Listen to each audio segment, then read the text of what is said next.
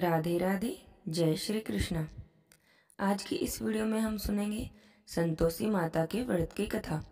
भगवान लक्ष्मी नारायण सब पर अपनी कृपा बनाए रखें, सबके घर में धन संपत्ति सुख ऐश्वर्य सदा बनाए रखें।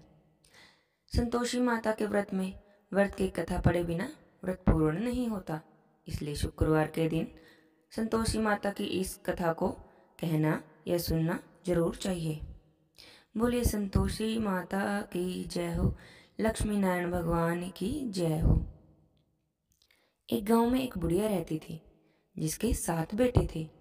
6 बेटे कमाने वाले थे और एक बेटा निकम्मा था। बुढ़िया माँ 6 पुत्रों का झूठा 7वें पुत्र को दे देती। 7वां पुत्र एक दिन अपनी पत्नी से बोला, देखो मेरी माँ मुझे कितना प्यार करती है।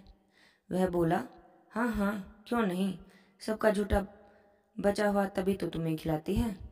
वह बोला, जब तक मैं अपनी आंखों से नहीं देख लेता मैं नहीं मानता। पत्नी ने हंसकर कहा, देख लोगे तब तो मानोगे। कुछ दिन बाद एक बड़ा सा त्योहार आया। घर में 7 प्रकार के भोजन और चूरमा बना। वह पत्नी की बात को मानकर अपनी माँ का प्यार परखने के लिए सिर दर्द का बहाना बनाकर पतला कपड़ा सिर पर ओढ़कर रसोई में जाकर सो गया और कपड़े में से सब कुछ देखता रहा। 6 भाई आए, भोजन करने बैठ गए तो उनकी माँ ने उनके लिए सुंदर सुंदर आसन बिछाए, 7 प्रकार की रसोई परोसी और बार बार आग्रह कर करके उन्हें भोजन कराती रही। अब वह यह सब लेटा लेटा देखता रहा। जब 6 भाई खाना खाने के बाद उठ गए तब माँ ने उनकी थालियों में से लड्डुओं के टुकड़ों को उठाया और एक लड्डू बना दिया। जूठन साफ करके माँ ने उसे पुकारा, उठ बेटा उठ, तेरे भाइयों ने तो खाना खा लिया, अब तू भी उठकर भोजन कर ले। उसने माँ से कहा, मुझे भोजन नहीं करना, मैं तो परदेश जा रहा हूँ। उसकी माँ कहने लगी, कल जाना हो तो आज ही चला जा। वह बोला, हाँ हाँ जा रहा हूँ। यह कहकर वह भी घर से निकल गया। चलते समय उसे अपनी पत्नी की बात याद आ गई। वह गौशाला में कंडे थाप रही थी।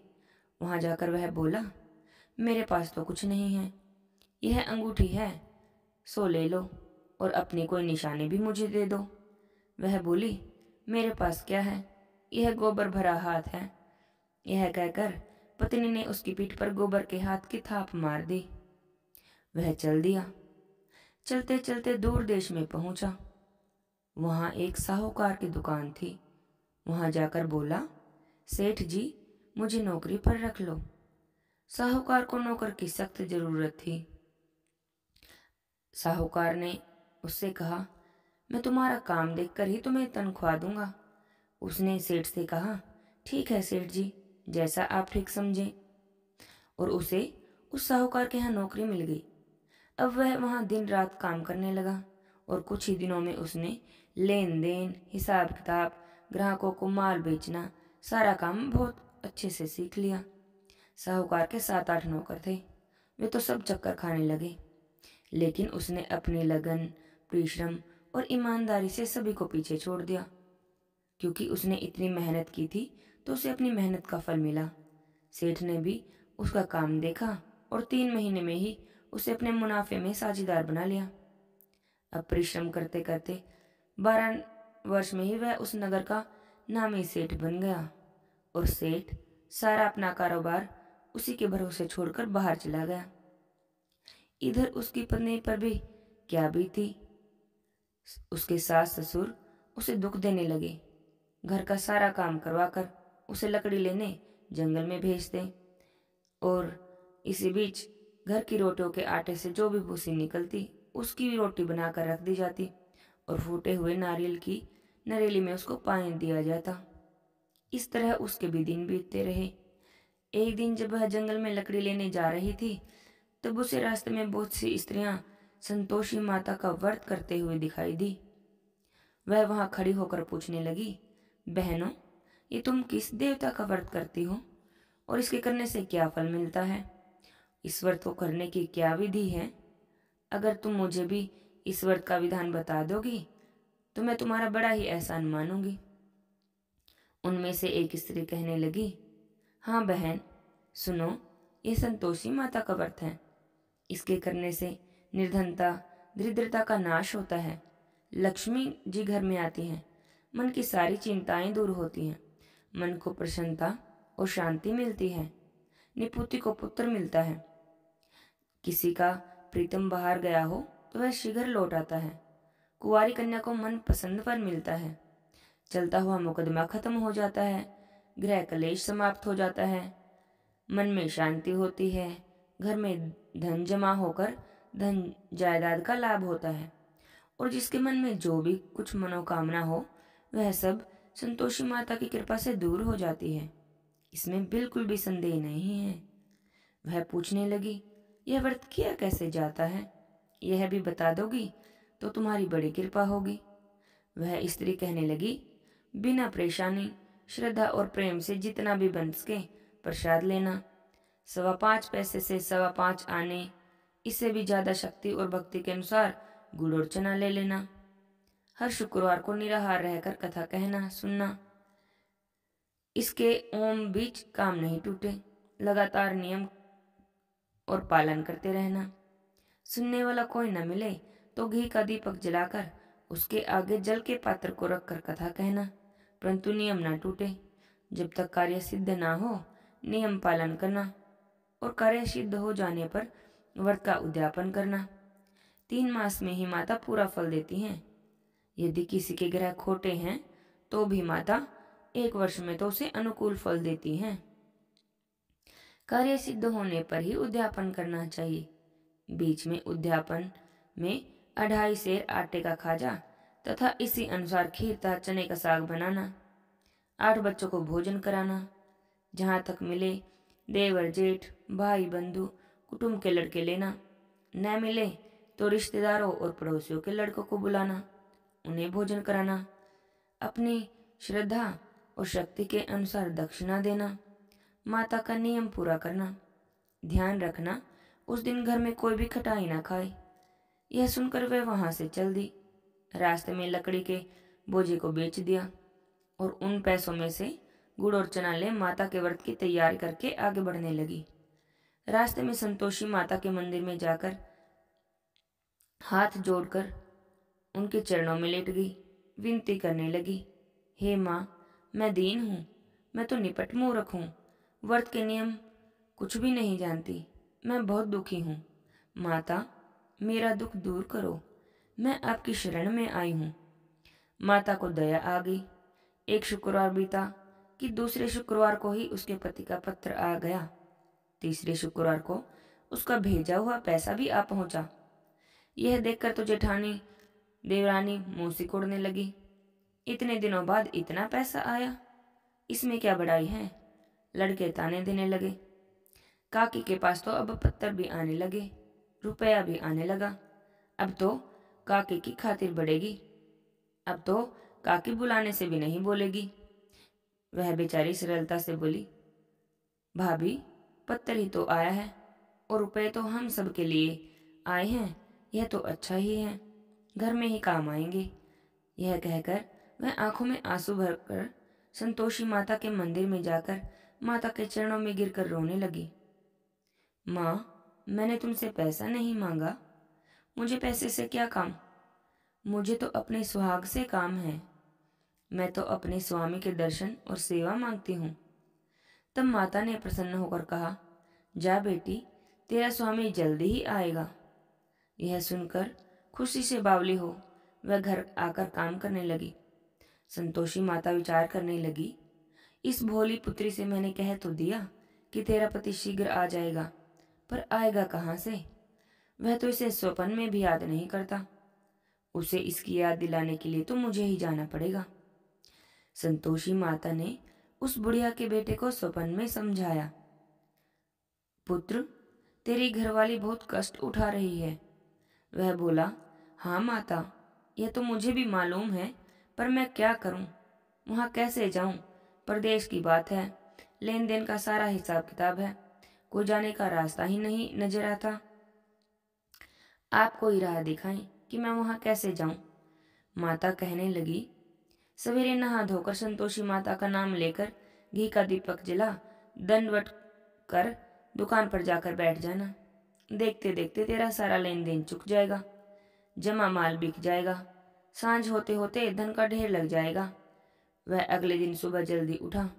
उसने अपने मित्र बंधुओं परिचितों से सौपन में माता के द्वारा कही गई बातें कह सुनाई। वे सभी उसकी बातें सुनकर उसकी खिल्ली उड़ाने लगे और कहने लगे, कभी सपने भी सच होते हैं क्या? एक बूढ़ा व्यक्ति बहुत समझदार था। वह बोला, देखो भाई, मेरी बात मानो। इस तरह सच या झूठ कहने से बदले देवता ने जैसा कहा है वैसा ही करो, इसमें तुम्हारा क्या जाता है? बूढ़े बाबा की बात मानकर नहा धोकर उसने संतोषी माता को प्रणाम किया। फिर घी का दीपक जलाकर दुकान पर जाकर बैठ गया। शाम तक धन का ढेर लग गया। प्रसन्न होकर वह घर जाने के लिए गहना, कपड़ा व सामान खरीदने लगा। सब काम से निपटकर अपने घर जाने को रवाना हुआ। उधर उसकी पत्नी जंगल में लकड़ी लेने गई। लौटते वक्त थक जाने के कारण संतोषी माता के मंदिर में विश्राम करने बैठ गई। यह तो उसका रोज का ही रुकने का स्थान था। धूल उड़ती देखकर उसने माता से पूछा, हे माता, यह धूल कैसे उड़ रही है? माता कहने लगी, हे पुत्री, तेरा पति आ रहा है। अब तू ऐसा कर, लकड़ियों के 3 बोझ बना। एक नदी के किनारे रख, दूसरा मेरे मंदिर पर और तीसरा अपने सर पर रखकर अपने पति को लकड़ी रख। तेरे पति को लकड़ी का गड्ढा देखकर मोह पैदा हो जाएगा। वह यहाँ रुकेगा, नाश्ता पानी बना खाकर माँ से मिलने जाएगा। तू लकड़ी का बोझ उठाकर जाना।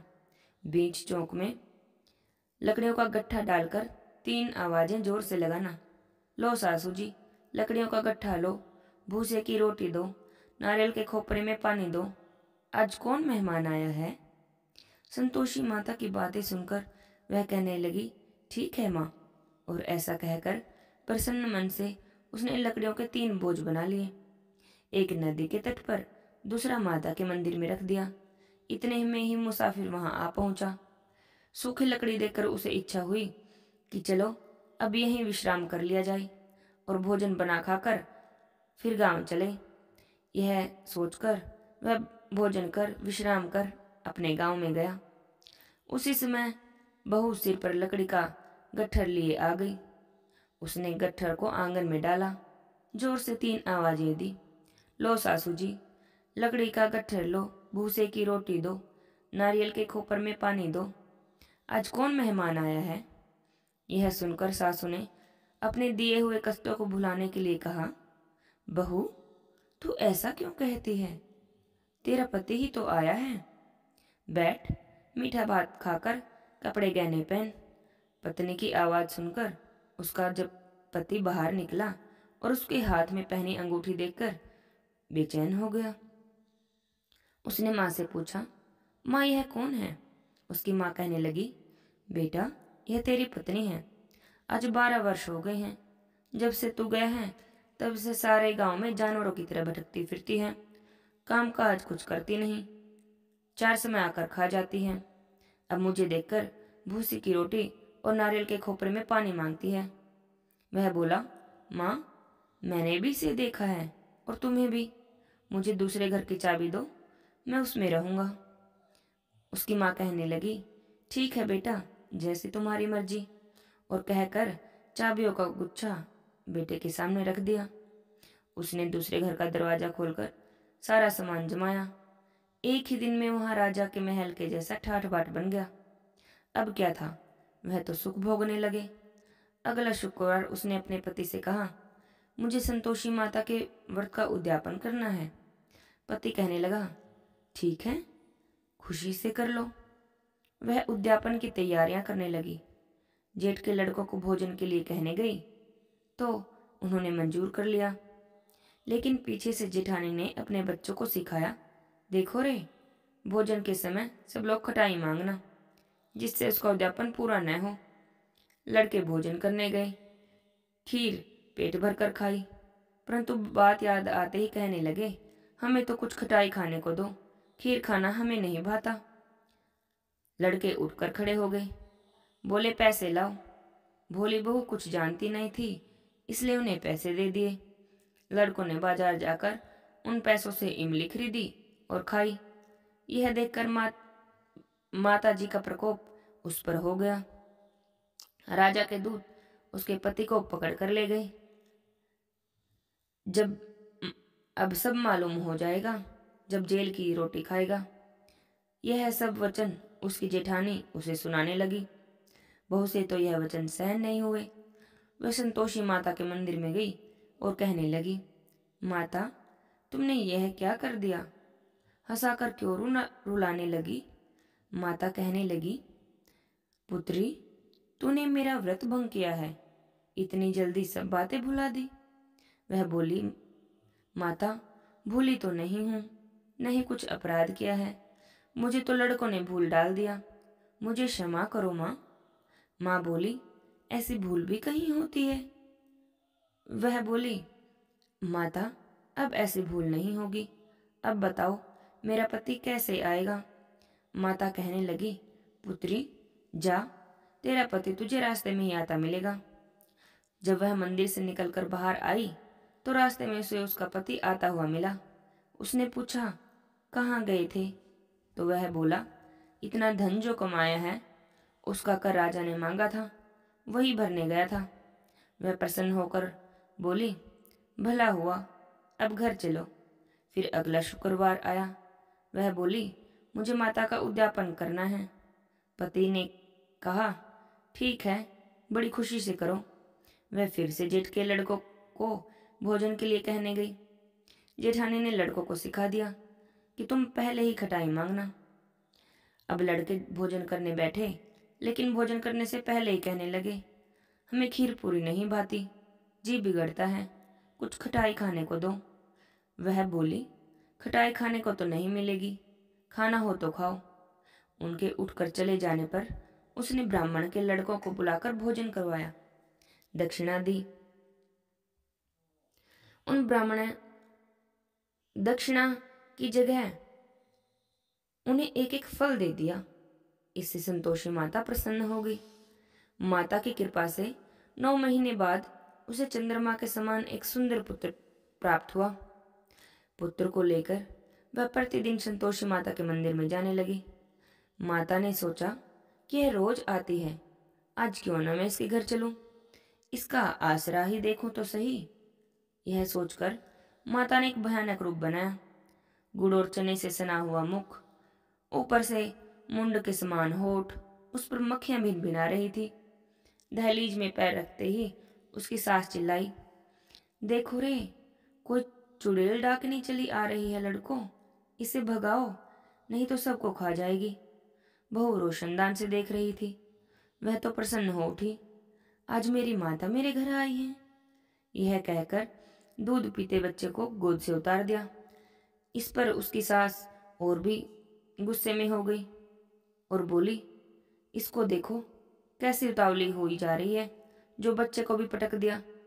इतने में माता के प्रताप से जहां देखो लड़के ही लड़के नजर आने लगे।